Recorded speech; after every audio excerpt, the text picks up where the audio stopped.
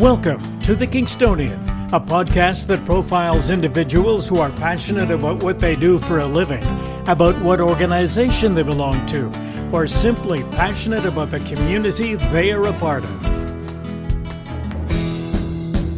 Hello there, and welcome. My name is Dave Cunningham. On the music end of things, we've had the opportunity to chat with singers and songwriters, as well as members of a large group. In this episode, we focus on a four-piece band that has been performing in various venues around town for years. The group is Rewind, and our guest is one of its singers and bass player, Paul OLMSTEAD. So, Paul, welcome to the program. Thank you. I hear you have been designated as the official spokesman for Rewind. That's what I was told. Now, on the program today, we are talking about the band. Yes. And we're talking about the band's passion for playing music. Yes, absolutely. And so you've apparently drawn the short straw to sit down and have this conversation this afternoon. So let's go back and talk about the band and how it got started. Okay. So it was about 1999 or 2000. Rick Taylor and myself, we met up at one of the schools that I was teaching at. Rick was a former teacher, and he kind of came in and was sitting in the staff room and had mentioned that he had just bought a new guitar, and he'd always wanted to play in a band. I'd played in a lot of bands in my youth in Toronto, but hadn't played in about 10 years since I moved to Kingston. And I said, well, I used to play in bands. You want to form a band? And he was like, okay. That easy. It was that easy. So it was about a week later, he called me up, and he had a couple of guys who were interested in looking to kind of form a band. Bob Petrick and Dave New were their names, and we got together, and we sort of jammed in his basement and thought, yeah, this is kind of working. And then we were like, well, does anybody know a drummer? So someone said, well, I know a drummer. Jamie Corbett was not with a band at that point in time, so we went and got him, and we just started jamming, and next thing you know, we had a band together, and we got a gig in a few weeks. So what was that first band called? The very first band, we originally called ourselves the Rain Dogs, because every time we got together to practice, it would rain cats and dogs every time, it seemed like. We then realized that Kingston had a fairly popular band already called the Rain Kings, and we didn't want to be confused. So we were sitting around trying to figure out a name, and nobody could think of a name, and I said, well, aren't we a vacant lot? And that became the name of the new band. So we were the Vacant Lot for about 6 years. We were together as the Vacant Lot. And I'm always intrigued about how these names evolve, because sometimes there's interesting stories, and sometimes it's just something pops into your head. It was literally just, I said it, and everybody went, "That's it. That's the name of the band." And everybody loved that whole double entendre thing about it, and it was a great band, or a great name, and it was a great band too. I kind of wish we hadn't lost the name in a way, but. So what kind of music were you playing at that time? We were playing a pretty eclectic mix of everything and anything. We were playing some classic rock, we were playing some stadium rock, we were playing some rock opera, we were playing folk music, we were playing a little bit of blues. It was just kind of whatever anybody had an interest in, kind of bring it in, and everybody kind of go, yeah, okay, let's do that. And so it was everything from the 60s right through to the 90s, and sort of a real dog's breakfast of everything and anything. And at some particular point, you either changed personnel or just changed the name of the group. So what happened was Rick was kind of getting, I wouldn't say disinterested, but a little, he wanted to do something different. So he said, I'm taking a break. And he stepped away from the band at that point. So I stayed with the Vacant Lot for about another 2 years after Rick left. But Rick wanted to still do music, so I was doing music with him on a little side project called One Night Stand. So that was because that's all we originally planned, just doing a show for a friend of his as a one night stand sort of show, and that kind of became the name of the band. We were working with another guy named Jens. Can't remember his last name right now, but we worked together for about 5 or 6 months. Mm-hmm. And then as the Vacant Lot kind of sort of petered out, I got to the point where I wanted to do something a little more focused. This all over the place was, I was getting a little tired of the whole thing like that, and loved the members of the band, still like playing with them, but just the whole sound of the band, I just needed something different, something a little more focused. So I stepped away from the vacant lot, and at that point, that was kind of the end of that whole project. And then Rick and I, Jens had to leave, so Rick and I were kind of looking around, well, what do we do now? And we formed a new band with my nephew and another guy, and we became known as Vinyl Analysis. I think I saw Vinyl Analysis, and your nephew would have been a young lad who eventually moved out west? That's correct. When he graduated? Okay. Yeah. Okay. So you have Vinyl Analysis, and then eventually you evolved into Rewind. Yeah. Okay. So what happened was my nephew, he's amazing, brilliant guitar player, one of the best lead guitar players I've ever seen. But he finished his undergrad and then he finished his master's, and then he went on to Alberta, and that was the end of that. Mm-hmm. So we had actually been trying to get Steve Stenman. Rick and I had been trying to get Steve Stenman into the band for about 3 or 4 years, because I kept saying, Steve, we need to get him into the band. He was a friend of mine, but I also had heard him play with the Comets, and I was like, yeah, let's try and poach him if we can. So you've got Steve and you've got Rick. We didn't really introduce the rest of the band brothers. Rick Taylor, the current band. Rick Taylor, Steve Stedman, and Jerry Rates. This is a fellow that you've just recruited because for some reason, drummers are hard to find. Is that what the story is? I don't know. It almost seems like Spinal Tap. We seem to go through a drummer a year almost. Just different and various reasons. Sometimes it's personalities. Sometimes it's the family issues, things like that. Our former drummer, Jeff, great drummer, fantastic drummer. He's just had become a new father. So as a result, he's not able to play with us as often. And Jerry was kind of doing part-time stuff with us. And we talked to Jeff and we talked to Jerry, and they said, well, why don't we flip roles? So Jerry's our main drummer now, and Jeff does backup for us whenever he's got a free period of time. So it kind of worked out really well. Nobody was fired per se, and it just kind of worked out like that. I've been talking to a lot of different singers, songwriters, musicians, that sort of thing, in the context of doing this show, and I'm totally amazed at how many bands and musicians there are in town. And if anyone has Facebook, I think one of the pages you have to go to is one that Larry Stafford put together, the history of Kingston bands, or I can't remember the exact name of the Facebook page. Okay. But he has posters. Have you seen that? No, actually. You got to go look at it. I'll have he to has posters and pictures of every band member who ever existed in the city. Okay. It's quite interesting to watch. But what it does tell you is that there is a plethora of talent in this town, that in all sorts of different music. So if we come back to Rewind, so Rewind is formed in its current lineup, and you're playing music. Now, how did you go about deciding that this was the kind of music you're going to play, and describe what you're playing now? I think the name came from the music that we were playing. We were kind of looking for a band name, and we were playing a lot of 50s and 60s and 70s stuff in our warm-ups, in our practices, and we said, Rewind, that might be a good name for the band, because we're going to kind of rewind everybody back, kind of like rewinding the tape, and we're going to take you up through the decades, and we're going to listen to all that music that everybody used to really, really enjoy, but you don't hear a lot anymore on the radio. So, yeah, it was just. And if you're not dancing to it, you're singing along to it. That's exactly it. It's we look out at the audience, and the floor isn't always full, but there's always people singing. There's always people tapping along, and they know the words. They're singing along from the tables, and that's you get that energy from the crowd too. It's great when they get up and dance, but just to look out and see everybody singing, closing their eyes and singing the songs back to you, that's pretty amazing. So at some particular point, you have to put together a lineup of songs that you're going to perform in the context of a show. Yes. And I'm looking at the band members, and I don't really know how old you all are, but I know that there is a bit of a generation gap inside the band. How do you go about picking the songs?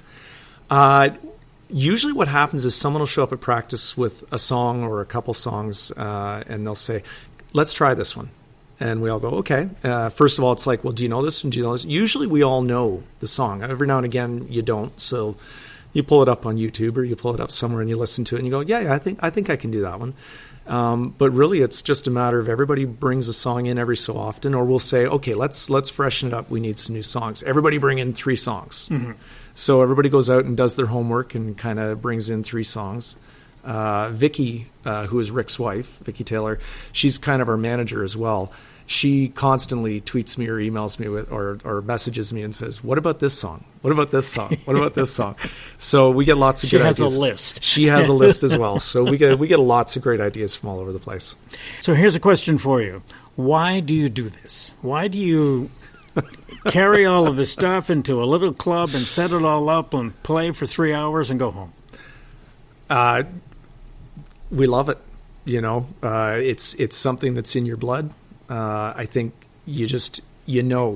for myself, from the time I was 5 years old, and everybody would ask me, "What do you want to be when you grow up?" I wanted to be a rock star. I'm not sure what the other guy's motivation is, but it's something about music and something about being on stage and connecting with people and getting that energy. Almost always positive, not always. Sometimes things go wrong, but for the most part, there's something about it. It draws you back. It's like a drug. There are two different types of musicians, I would guess, that I've had the opportunity to talk with. And these are the people who want to make music their only pursuit. This is what they do for a living, and hopefully someday something will click.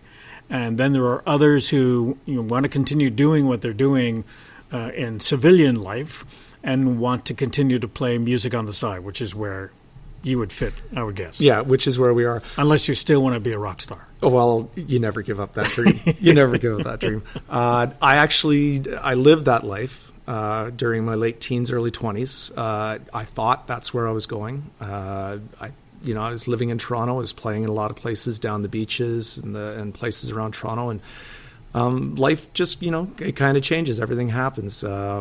After you have kids and a family and you're looking for something to do, and you don't want to just live your work, you want to do something that is an outlet for you. So the music has always been there, and it's just something that, you just want to do it. Who's your audience? When you look out in the crowd, what kind of people do you typically see at one of your shows? I think it depends upon the venue we're at. Some places we go, we get late 20s to mid 50s. Other places we get an older crowd. I would say generally our crowd is 40 and up for the most part. I think that's part of it is the music that we're playing, and we're getting a bit of a following now, which is nice to see. Mm-hmm. We're seeing the same faces in the audience over and over again. I love that, the fact that they've connected with us in that way. But I think generally we get a 40 plus audience for the most part. Okay. Instrumentation in the band. So let's describe for those listening who may not have seen you guys perform what you've got on the stage when you're looking at the stage. Okay.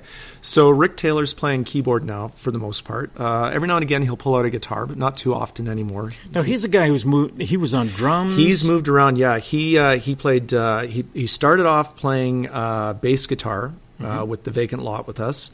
And then he moved to rhythm guitar for a little bit, and then he went to drums, and then he went back to rhythm guitar, and now he's on keyboard. So, yeah, he's moved. It always, it amazes me the fact that he never really had any formal musical training in any of those instruments. He just sits down and, like, within hours, he's able to play at a pretty competent level, and it's pretty impressive to see. He was telling us that he taught himself how to play the keyboard. He did, yeah. And like literally within weeks, he was able to play just about anything we could throw at him. And and he'll sit down and he'll start running a few runs through and go, "What do you think?" And it's like, yeah, that's perfect. So yeah, it never ceases to amaze me how much he's able to do that, because it's something that I can do, but I have to work at it. Mm-hmm. What about the rest of the guys? So Steve Stenman, he's our lead and rhythm guitar player. He kind of doubles on both of those at the same time. Steve plays just such a solid lead. He never, I wouldn't say he gets all wild and experimental, but you know every time that you're getting a really quality lead out of him. He knows where he's going, and it doesn't matter what song it is. He's like, oh yeah, I can do a lead for that, and it just rips out of there amazingly quick. Jerry has been drumming for a long time. He plays with, I think, 3 or 4, maybe 5 bands outside of ours, and I've yet to see anything that he can't do on the drum kit. It doesn't matter whether it's a waltz or a shuffle beat or a hard rock or an acid rock or a punk song that we might try. He understands the beats and he's able to do it. Now he's from Belleville, right? He's from Belleville. Yeah. Okay. And you? And I play bass. Well, now I'm playing bass. What happened, I was playing rhythm guitar for ages. And when Rick left the band the first time, the Vacant Lot, when he left and went to do something else, I said, well, I'll play bass. And I picked it up. And actually, I was saying Rick picked up the keyboard fast. From the moment I picked up the bass guitar, I knew that was the instrument that I wanted. I should have been doing this the whole time. It felt so natural in my hands. It was just an amazing experience. Now, I am no musician, but I've watched a lot of bass players because I happen to be someone who enjoys the sound of bass guitar. And I noticed that a lot of guys will sit up there with the bass guitar and just their fingers barely move. But they make a good sound. But when I watch you, you're all over the place. It's almost like you're playing lead guitar, but it's a bass guitar. That's exactly how I approach it. I played a little bit of lead, and when I play the bass, part of that came out of when Steve and Rick and I were a three-piece, and we needed to fill in the background and have a good, solid, full sound. So I started learning more expansive bass riffs, and it was just like playing lead guitar. And I love it. I love that thing. I've often I watch the bass player from The Who, Bare Naked Ladies. I watch some of these amazing bass players who play this really wide range on the fret, and it's something that I've tried to emulate and copy, and it feels very good. It sounds good. Thank you. Singing. Now, you tend to do most of the lead singing. Steve does some, as does Rick. Rick does a few songs, but it's the harmonies that I wanted to chat a little bit about at this particular point. So I'm interested to know how you put together the harmonies for a particular song you decide to do. So the harmonies are the one thing right from the very start when we got together. We focused mainly on harmonies over instrumentation because for us that we wanted to do something that was different, and we knew that all three of us could sing. Rick had been doing choral singing and things like that for years. Steve had been singing with the Comets. So we knew that all of us could sing, and we just said, let's try and build harmonies into as many of the songs as we can. So what we do is when we get a song, first we decide, okay, who's going to sing lead? And then, so we'll usually, all of us will have a try at the lead the first few times we do a song, and then we kind of go, yeah, well, no, maybe not there, and depending on what the range is. Once we've established who the lead singer is, then the other two say, okay, I'm either going to take the mids or I'm going to take the highs. And most of the time, Rick will take the high harmonies, and Steve will kind of take the next one up. But we'll then spend 4, 5, 6 practices at like a half an hour each time just on the harmonies. Like we'll cut out the instrumentation entirely and just work on doing those harmonies. It sounds like a barbershop trio downstairs quite often when we're practicing because we really work on those. Yeah, so, I mean, sometimes someone will bring a song in and say, I brought this for you. I want you to sing this because they're like, I think it'll really suit your voice. But quite often we'll bring it in and we'll go, yeah, everybody will kind of have a stab at it and go, maybe I want to do this, maybe I don't want to do this. I sing a majority of the songs in the band. But I'm like, yeah, if you want to do this one, that'd be great because it gives my voice a bit of a rest from doing the leads. But yeah, we're pretty egalitarian about how we do it. When somebody comes in with a song and says, I think we should do this particular song, who puts together the arrangement for the song? Because I guess you would have to adapt it to the instrumental side as well. Again, that's a real collaborative process. We'll start and we'll play it through, and then Steve might say, let's try with the bass, let's try doing this, or he might go to Rick and say, on the keyboard, instead of doing this rhythm, try this instead, and Rick will do it. Sometimes Rick will say to Steve, maybe try, bring your guitar up or bring your guitar down, or I'll turn to Steve and say, how about try finger picking that part instead of strumming it and things like that. But for the most part, we get a pretty good feel about what we want to hear, and we've been together and doing it so long. There's less and less of that happening anymore than there used to be. It's more we just kind of know what's going to work with a particular sound. It's like if we need more sound, we know how we got to do it. If we want less sound and more vocal, we know how we want to do that. It just comes out. It just kind of comes out, yeah. I was thinking we listened to you guys perform "Carry Me" by the Stampeders. What song that you've been playing for a while. So that gives people a sense of what kind of music you play. And I can remember going and seeing you guys perform at the porch. I don't know how long ago it was, but you went into Roadhouse Blues by the Doors, which to me, I'm going, whoa, this is different, but it works. Yeah. Now, how do you go what seems to me like a totally different direction from what I expect of you guys? And maybe that's just part of the game, that you want to keep people coming back for more and surprising them. I think it was one of those songs that I think it was Steve who brought it in and said, let's give this a go. And right from the moment we fired it up, we all went, yeah, actually, we can do this. We can make this one sound not too bad.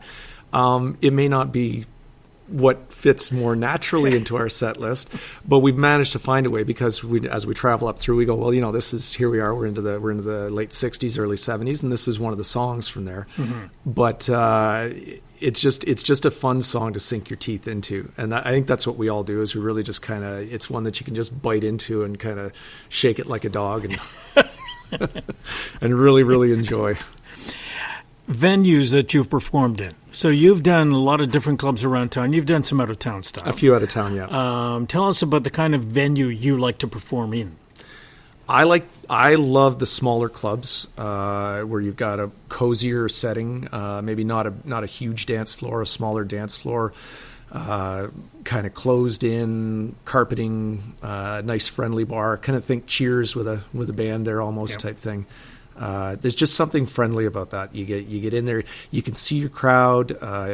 Between your sets, you go around, you're chatting with the people at the tables. You're able to sit down and have a drink with them and kind of talk about stuff, get to know. Mm-hmm. Yeah, so definitely the smaller, cozier settings are get some my feedback favorite. From them at the same time. Love getting feedback. Yeah, and we do. We actually use audience feedback a lot. Especially, it's great to get positive feedback, but we really do listen. Whenever the audience says something's not working for them, we go back and we think about that really hard. The next practice, we'll talk about it.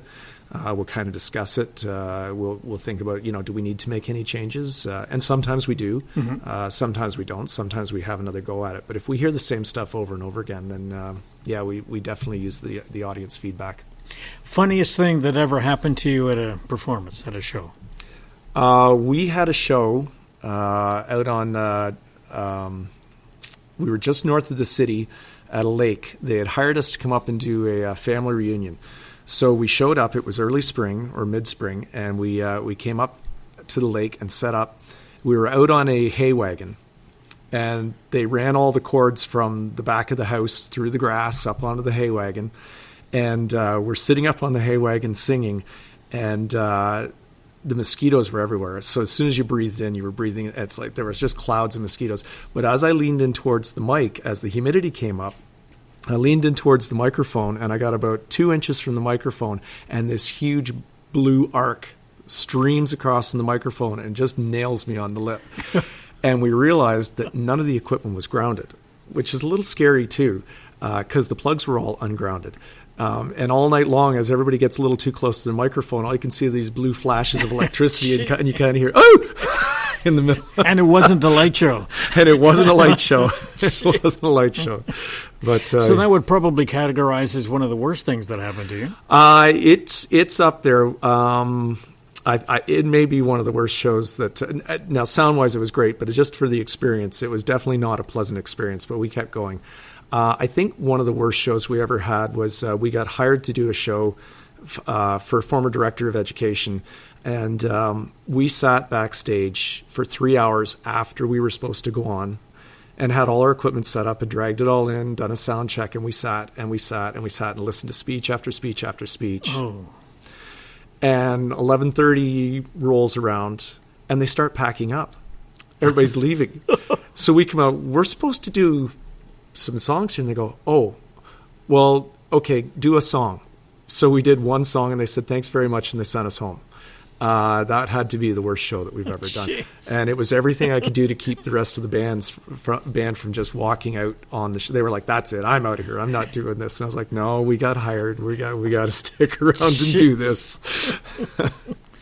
Well, we have run out of time on the program today, and I want to thank you very much for coming in and giving us some of your time and telling us a little bit about the band, and all the best to you going forward. Well, thank you very much. Much appreciated, and this was a lot of fun. Paul Olmsted, singer and bass player with the band Rewind.